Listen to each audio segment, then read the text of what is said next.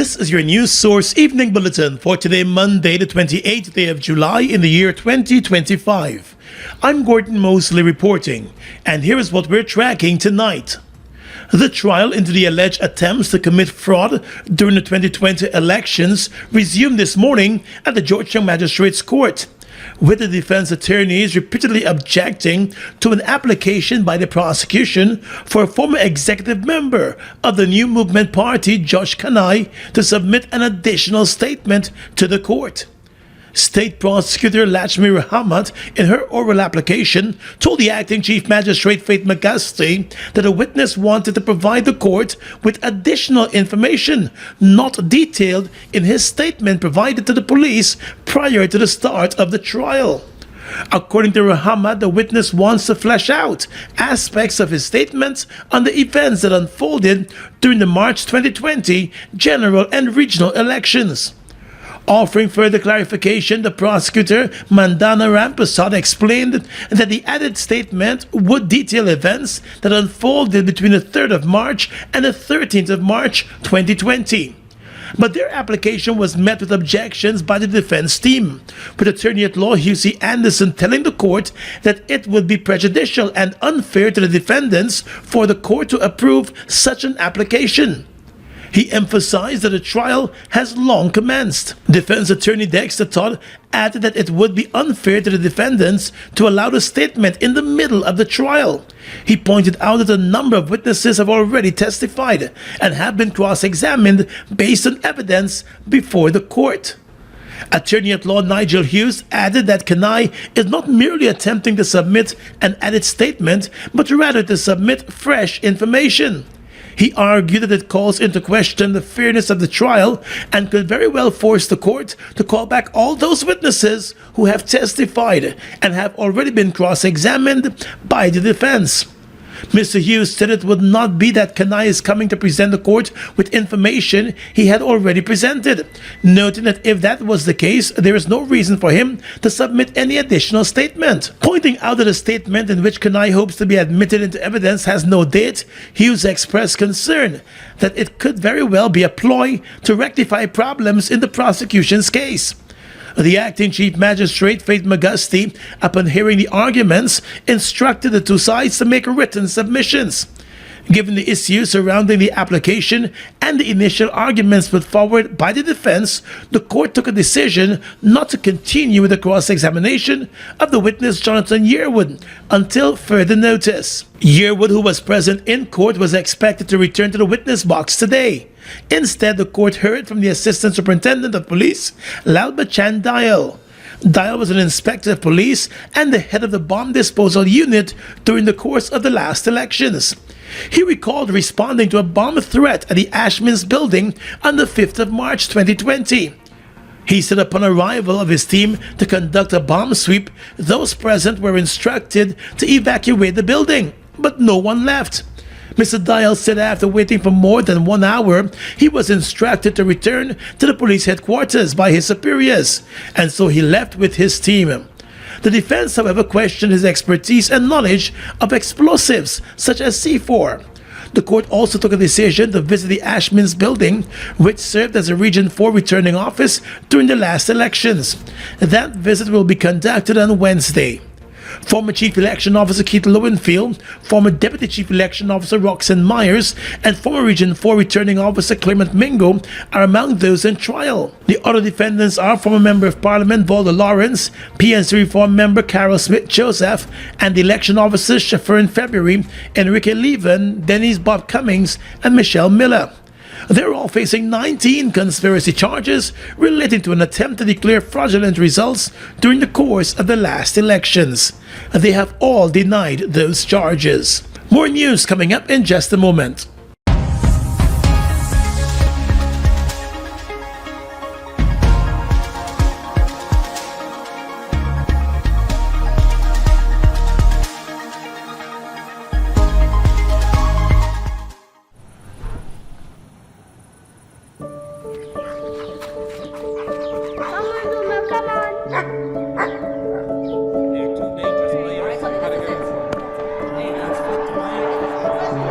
Be careful.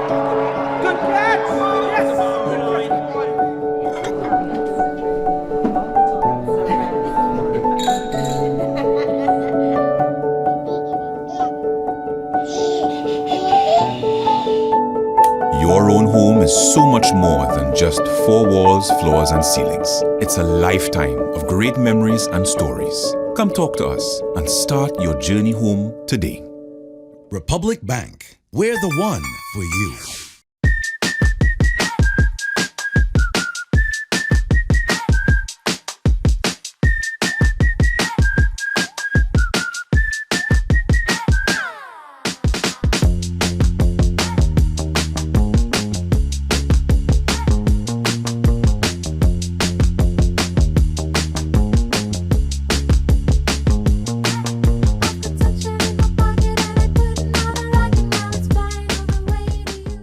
Join the Calaco family. We offer small class sizes with tuition fees starting at $24,000 per term. We welcome students from pre-K, nursery, and primary levels. Contact us on 2255731 or via WhatsApp at 6396007. Visit us at 9 Thomas Road, Thomas Lands, adjacent to Queens College. At Calaco, we are more than just a school. We are a family.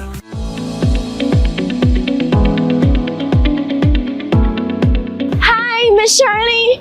Miss Shirley, help me out now, please. Why everyone telling me I must exercise my right to vote? Me ain't got time for that. Why must I vote? Why must you vote?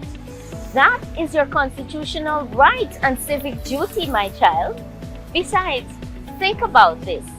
Government officials make decisions that affect the well-being of you, your family, and community.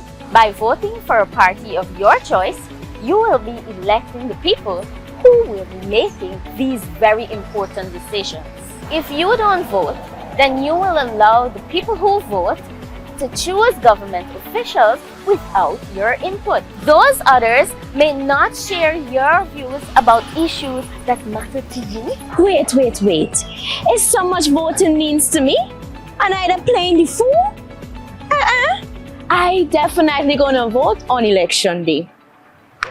For more information, contact the GCOM on 225-02779 or visit www.gcom.org.gy.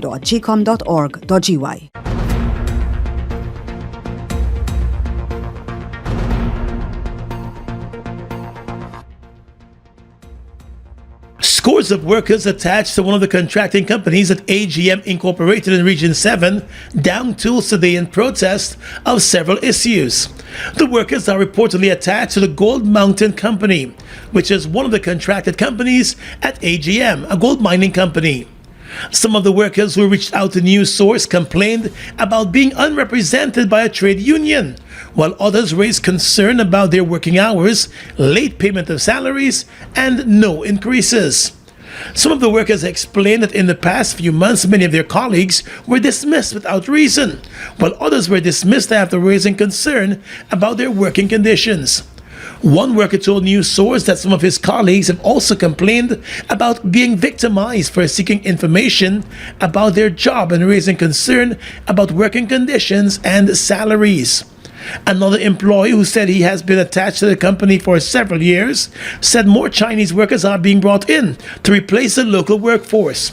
He said salary increases have not been paid for a number of years, and whenever workers inquire about those increases, they would be ignored completely or would find themselves looking for new jobs. Officials at AGM Incorporated pointed out in News Source that the workers who were briefly on stand down are not directly attached to the company, but rather they work with one of the contracted companies that provides employees at AGM. The official, however, noted that the concerns are serious and the matters will be addressed. The governing People's Progressive Party Civic took its campaign to the Cinderella County of Essequibo and its town of Anna Regina on Saturday night, where President Irfanali used Venezuela as an example to warn Guyanese against voting for businessman Azruddin Mohammed and his Win Party. Though not identifying Mohammed by name, the president hinted at the sanctions by the US and the charges before local courts that the businessman and presidential candidate is currently facing. Noting the current economic circumstances in Venezuela, which has faced US sanctions, President Ali said Guyana should not be seen as a game of Monopoly or a get-out-of-jail card for some seeking office. That he is a present and future danger for the security of this country.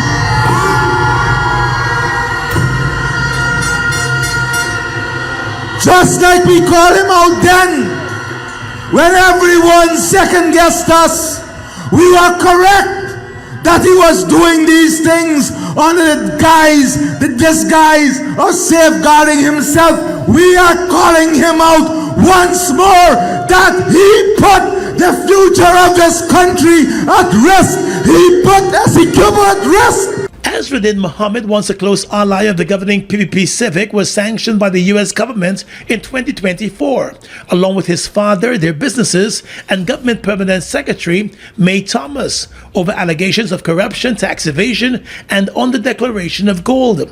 In the Georgian Magistrates Court, he was charged 2 months ago with tax evasion and making a false declaration in relation to the importation of a luxury sports car almost 5 years ago. He has denied the allegations and has accused the government of victimization and political persecution. Well, you have seen before. Just look around us. Venezuela, a prime example of when the people gambled with their future. Your future cannot be gambled with. According to President Ali, it was a chance that Guyana took in 2015 when the APNU-AFC government was elected. And that election, according to the president, set the nation back by decades. He said the PP Civic has always acted in the best interests of citizens. Just look around us, my respected brothers and sisters. Look around us. You have massive buildings that are being built, hotels, new police station, fire station, a new stadium, new hospitals, new roads. Compare this to just 5 years ago, when Essequibo was sent to sleep by a government that did not care a darn thing about the people of Essequibo.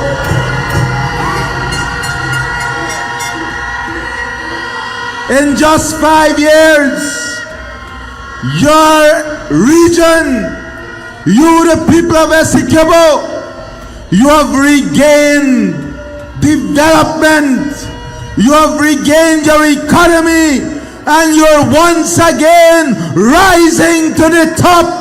President Ali boasted that his administration within the last 5 years did not impose any new taxes, and were it to be re-elected, Guyanese would benefit from an increase in disposable income, job creation, cheaper electricity, and improved infrastructure and social services. Contrary to popular belief, voting is easy as 1, 2, 3. On the ballot paper, provision is made for you to vote twice. Once on the top section where you vote for the general election, and once at the bottom section where you vote for the regional election. All you need to do is look for the name and symbol of the party of your choice in the top section for the general election, and mark your X in the empty box next to the party's symbol. Then, look for the name and symbol of the party of your choice in the bottom section for the regional election, and mark your X in the empty box next to the party's symbol. After you have voted, you are required to fold the ballot paper as shown by the election official. Dip the first joint of your right index finger in indelible ink and place the ballot paper in the ballot box. You will then have to leave the polling station. For further information, contact GCOM's hotlines at 225-027729, 226-6557, 223-9650, or visit the GCOM website at www.gcom.org.gy.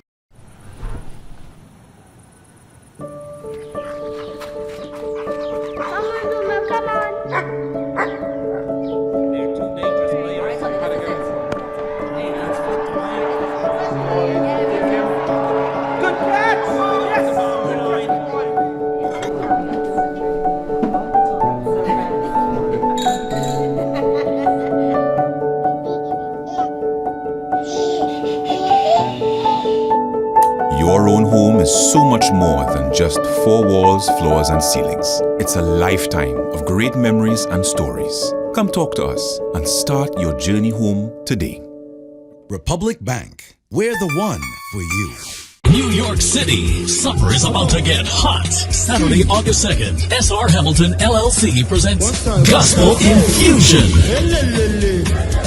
Featuring Samuel Medas, Psycho, Eddie Neblett, Sean Daniels out of Trinidad, Christelle Brandt, Sherilyn Maloney, DJ Kesta D, Timothy Roberts, and many more at the South Jamaica Multi-Service Center, 11402 Guy R. Brewer Boulevard, Queens, New York. Gates open at 4 p.m. Showtime 5 p.m. Get your super early bird tickets for only $50. General admission $70. Pay more at the gate. And limited VIP $100 all inclusive. Come and experience the outpouring of God's grace Saturday, August 2nd. For more information, visit Gospel Infusion on Facebook and Instagram. Washi. Hi people. Washing made so easy since I found Washi. Washi me use wash me clothes and I can say Washi soap powder wash clothes so nice. Washi soap powder leave your clothes color bright. Washi soap powder leave me clothes smelling nice, of course. So give thanks to Washi soap powder for doing my laundry right. Keep my clothes color bright. Have my clothes smelling nice for sure. I could not ask for more. Comes in lemon and original. It is a washing machine in a pack. Washi soap powder wash clothes so nice. Washi soap powder leave your clothes color bright. Washi soap powder have my clothes smelling nice, of course. Distributors located in the Starbrook Market.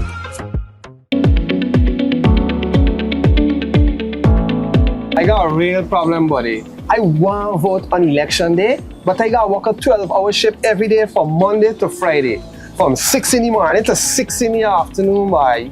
I got the same problem. I registered to vote in Kitty where I live in, and I walk in till up in Linden. And I only get Sunday for go home, and then back again Monday for work. You know, truly speaking, the hours you work in and the place where you work should not prevent you from voting. Really? How come? Listen. The law makes it absolutely clear that employers should give time off to their employees so as to vote. All you have to do is inform your employer that you need time off to exercise your constitutional right to vote. For real? That's exactly what I can do. Hey, me too, buddy. Yeah. I can do that too, buddy. For more information, contact the GCOM on 225-0277-9 or visit www.gcom.org.gy. Presidential candidate for the We Invest in Nationhood Party, Win Azruddin Mohammed, said his party is not colluding with the People's Progressive Party Civic nor a partnership for national unity in any backdoor agreement ahead of the elections. Both sides have accused each other of secretly working with Win to gain leverage over the next government or parliament, but Mohammed has denied those claims. I am not in no way, shape or form aligned with the PPP nor the APNO administration. It's all lies. General Secretary of the People's Progressive Party, Vice President Barrett Jagdeo, has repeatedly accused Win of being in a backdoor agreement with the APNU and the Alliance for Change to reduce his party, the PPP, to a minority government after the elections. On the other hand, the APNU has warned that with Mohammed once being an old ally of the PPP, it is possible that the minority government could see Win working with the PPP. But Mohammed said the parties are desperate. Presently, the Win movement, I would call it a movement because it's for the people. I'm in the middle. We have APNU here on the right, we have PPP on the left. They were so desperate because they know that come the 2nd of September, Win will win the elections. And Win's General Secretary Odessa Primus, during the launch of the party's manifesto, rejected claims that Win was working with other parties. She made it clear, however, that once the elections are over, Win will be prepared to work with anyone in the best interest of the country. And so today we would like to say, as clearly as we possibly can, that we have absolutely no association, affiliation with any of those parties. We stand alone. Additionally, I would like to say that because we have the best interests of the people of this nation at heart, that we are prepared to work with with any party as it relates to the development of this country. WIN, a party formed just over 3 months ago, has pulled supporters from the 3 major political parties in the country, the APNU, the PPP, and the AFC, with a number of APNU AFC members of parliament resigning and joining WIN.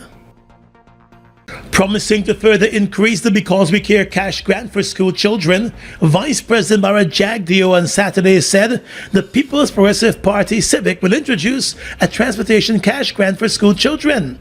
He made those comments while addressing a party rally in Anna Regina. The Because We Care grant will be increased. Every child will get a transportation grant every year, so it will assist the parents for them to send them to school.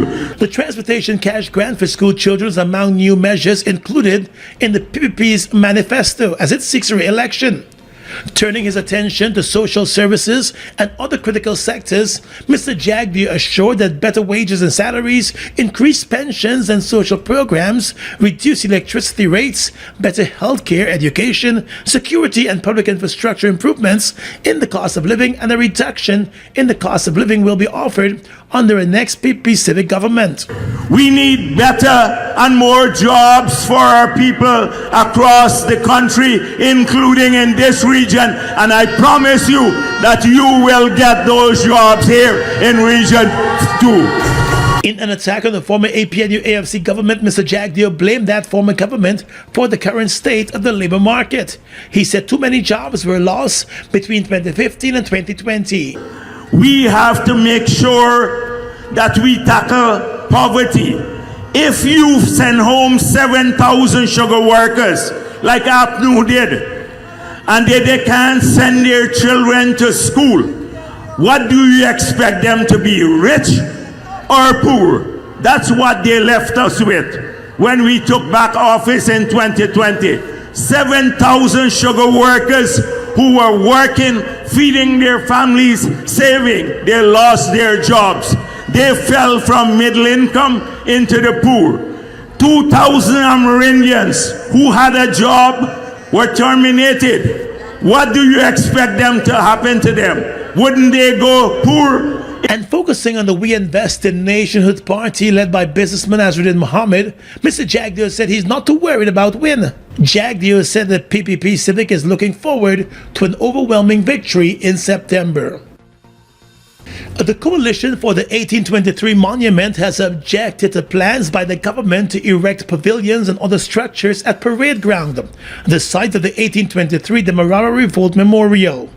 3 members of the group recently picketed at the site of the 1823 Demerara Revolt Memorial, a stone's throw away from where the government, through the Culture Ministry, has begun the construction of 2 pavilions and other structures.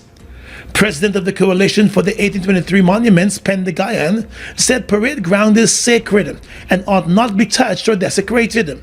The 1823 Demerara Uprising was the largest slave rebellion recorded in Guyana's history, spanning from 1823 to 1824.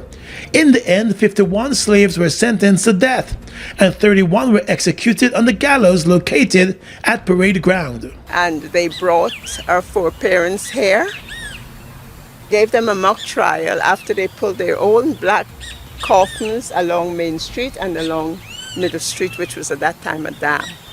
They brought them here, gave them a mock trial, executed them, beheaded them, put the heads on staves all around the Parade Ground, which extends from Newmarket to Kwamina. So all along here, our foreparents' heads were hung, and their bodies hung on the trees that at that time, bordered the grounds, right? And then they were buried right here.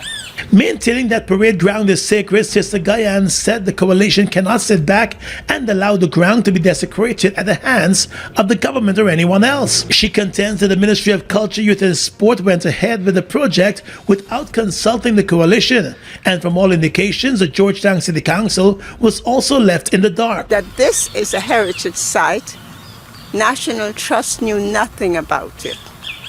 Absolutely nothing. The mayor and city council, under whose jurisdiction this ground falls, knew nothing about it.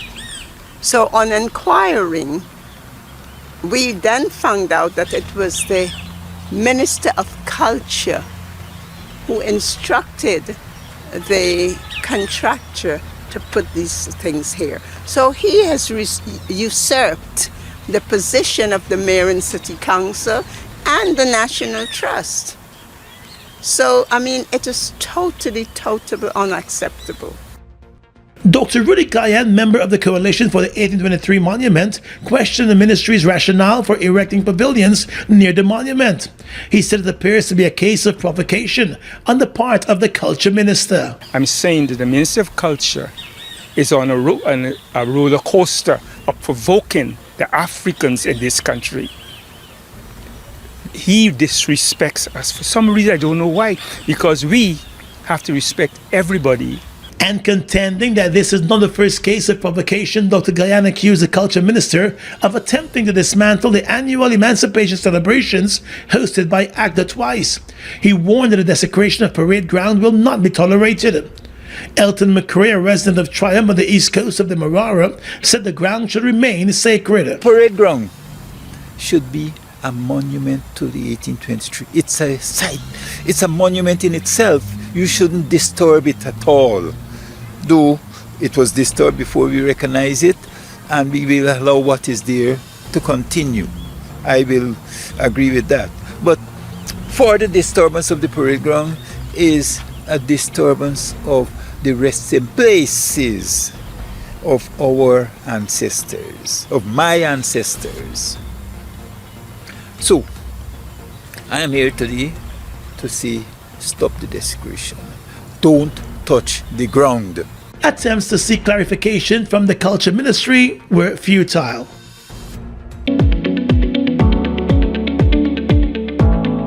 Friend, hi, give me a minute now. I want you to clear something up for me. Okay. What is it, ma'am? Why you look so confused? I hear all this talk about elections and voting, but I really don't understand how this could affect me. All right, it's like this.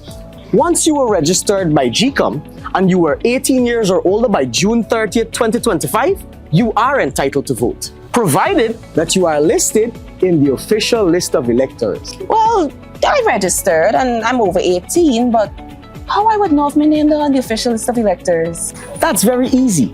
GCOM is displaying the official list of electors at two popular places in the community where you live.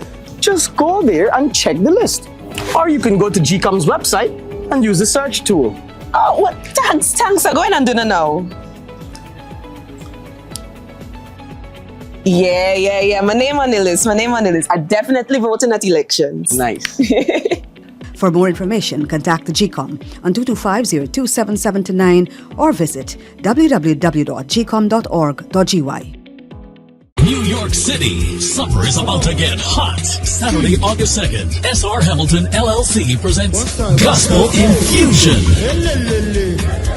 Featuring Samuel Medas, Psycho, Eddie Neblett, Sean Daniels out of Trinidad, Christelle Brandt, Sherilyn Maloney, DJ Kesta D, Timothy Roberts, and many more at the South Jamaica Multi-Service Center, 11402 Guy R. Brewer Boulevard, Queens, New York. Gates open at 4 p.m., showtime 5 p.m. Get your super early bird tickets for only $50. General admission $70. Pay more at the gate, and limited VIP $100 all inclusive.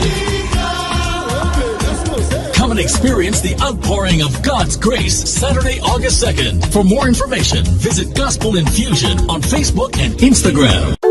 Turbo with a new look, new style, with the same great taste in the 250 ml can. Everybody run out now. Go and go grab one. Me charge up with a turbo 250 ml at your favorite spot. Wait, sell. New look, new can, same vibes. Jinxing, energize up your life. Vibes up, work time, anytime we are turn up the party with Turbo Can.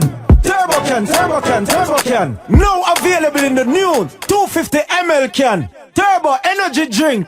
Charge up today. Guyana's economy is rapidly transforming, and we're all part of it. Guy Oil is at the forefront of this development by providing reliable and efficient energy and supporting community development from the very core. 100% of Guy Oil's profit goes back to building schools, roads, another important infrastructure that connects our cities and towns, providing fuel to domestic, marine, industrial, and aerial transportation. Guyana has now repositioned itself as a market leader in the petroleum industry, building a better future for all of us.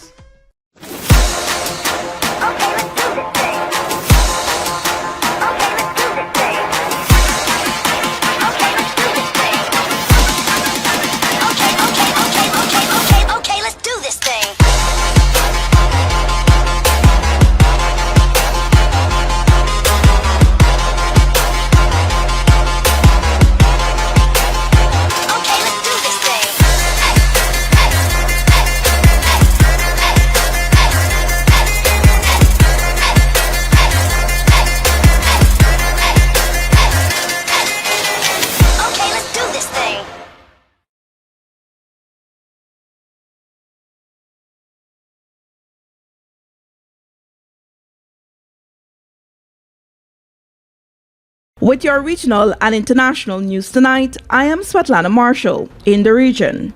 Kamala Persad-Bissessar has created political history once again, winning her fourth consecutive internal leadership election since 2010, and doing so unopposed, according to Trinidad Guardian. The nomination-only victory comes just 90 days after she led the United National Congress, UNC, to a landslide win in the April 28 general election, returning the party to government with a commanding majority. With no challengers stepping forward, Persad-Bissessar was officially declared re-elected on nomination day, effectively ending the party's internal electoral process before ballots were even printed for the August 17 poll. Scores of UNC supporters gathered at the party's headquarters on Saturday to witness the moment. Cheers erupted as veteran attorney and chairman of the Election Management Committee EMC, Ramesh Prasad Maharaj, made the formal declaration shortly after the 4 p.m. nomination deadline. Clad in traditional African attire ahead of Emancipation Day, Persad-Bissessar took to the podium to thank her supporters and reflect on her 15-year journey at the helm of the UNC. She first contested the party's leadership in 2010, defeating founding leader Basio Pandey in what she described as a revolutionary moment. The U.S. Department of Homeland Security, DHS, is taking steps to bring Argentina back into its visa waiver program in the coming years, the agency said on Monday during the Homeland Security Secretary's visit to Buenos Aires. Argentina was part of the program between 1996 and 2002. The scheme allows citizens of certain countries to travel to the United States for business or tourism up to 90 days without a visa, if their home nations meet counterterrorism, law enforcement, and immigration requirements. The Homeland Security Secretary in a statement said that Argentina had the lowest visa overstay rate among Latin American countries and that Argentine travel to the U.S. had been increasing. She noted that Argentina had become an even stronger friend to the United States under President Javier Milei. Milei has sought to align himself with U.S. President Donald Trump, who has lauded Milei's deregulation efforts and called the Argentine leader his favorite president. The DHS announcement comes shortly after Argentina decided to loosen visa requirements for Chinese visitors, saying those with valid U.S. entry visas would not need Argentine visas to enter the country for tourism or business. And finally tonight, international news. Top U.S. and Chinese economic officials met in Stockholm on Monday for more than 5 hours of talks aimed at resolving long-standing economic disputes at the center of a trade war between the world's two top economies, seeking to extend a truce by 3 months, according to Reuters. U.S. Treasury Chief Scott Bessent was part of a U.S. negotiating team that arrived in central Stockholm in the early afternoon.